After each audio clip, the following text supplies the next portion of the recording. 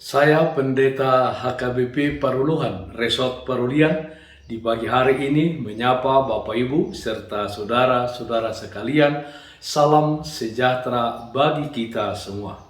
Sebelum kita mendengar dan merenungkan firman Tuhan di pagi hari ini, marilah kita berdoa.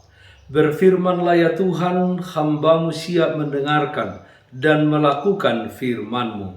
Amin. Firman Tuhan yang menjadi sumber kekuatan dan sumber sukacita bagi kita dalam melaksanakan aktivitas kita satu hari ini, Jumat 28 Januari 2022, tertulis dalam kitab Habakuk pasal 2 ayat 20, demikian bunyinya. Tetapi Tuhan ada di dalam bait-Nya yang kudus. Berdiam dirilah di hadapannya, ya segenap bumi. Berdiam diri di hadapan Allah. Saudaraku yang terkasih dalam Kristus Yesus, melihat apa saat ini sedang terjadi di sekeliling kita.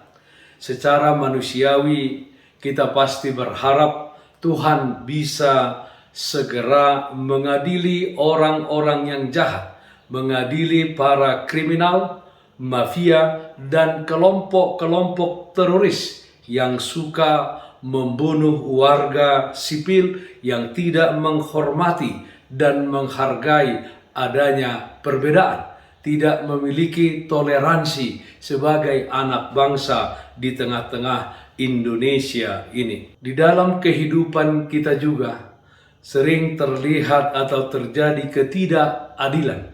Banyak orang yang berusaha keras biar keinginannya tercapai tanpa peduli dengan keadaan orang-orang di sekelilingnya. Demikian yang terjadi di tengah-tengah bangsa Israel pada waktu itu. Terjadi ketidakadilan di tengah-tengah kehidupan mereka, dan umat Israel percaya kepada ilah-ilah lain dan melupakan Tuhan yang telah memilih mereka menjadi umat-Nya. Dalam hal ini, banyak umat merasakan dan berpikir bahwa Tuhan telah berdiam diri dari keadaan tersebut, bahwa Tuhan tidak peduli dengan mereka. Tetapi di kitab Habakuk ini dituliskan bahwa Tuhan tidak tuli, atau Tuhan melihat semua hal yang terjadi di tengah-tengah kehidupan umat-Nya. Tuhan ada di dalam bait-Nya yang kudus. Yang Tuhan mau untuk kita lakukan justru berdiam diri di hadirat-Nya. Karena dengan diam dan berlutut di hadirat Tuhan, kita bisa mempercayainya dengan segenap hati. Dia tidak perlu teriakan kita atau sikap kritis kita supaya dia bertindak membereskan kekacauan di bumi ini. Dia hanya butuh hati kita dan iman kita untuk menggerakkan kasih karunia-Nya, untuk menggerakkan keselamatan daripadanya, untuk menggerakkan surga terbuka bagi kehidupan kita. Saudaraku yang terkasih dalam Kristus Yesus, untuk lebih memahami pentingnya waktu berdiam diri di hadapan Tuhan, dikisahkan ada seorang pria yang bernama Henry Weiss. Dia adalah seorang ahli yang meloloskan diri dari berbagai perangkap, apakah itu tali, pintu sel, borgol, dan lain sebagainya. Di suatu kali dia dipenjara di sebuah sel kecil bernama British Isles. Saat itu dia berencana hendak meloloskan diri dengan mengotak-atik kunci sel. Biasanya saudara-saudara, dalam hitungan 30 detik dia sudah bisa membuka kunci sel. Tapi kali ini hal tersebut meleset, artinya tidak terjadi. Dia pun lelah, frustasi, dan akhirnya menyerah. Dia memutuskan untuk berhenti dan hanya diam sembari menyandarkan dirinya ke pintu sel. Anehnya saudara-saudara, pintu sel tersebut tiba-tiba terbuka begitu saja. Rupanya bahwa pintu sel tersebut memang tidak terkunci. Dapat kita baca di https://www.jawaban.com. Saudaraku yang terkasih dalam Kristus Yesus, apapun yang terjadi saat ini, semakin marak terjadi kejahatan, kriminalitas, ketidakadilan, kata-kata yang saling menghina, perasaan yang paling benar dan orang lain itu dianggap salah. Atau saudara saat ini sedang mengalami pergumulan hidup yang sampai saat ini belum tuntas dan selesai. Saudara ada persoalan di rumah tangga atau di tempat di mana saudara bekerja. Jangan bersungut-sungut akan keberadaan Tuhan.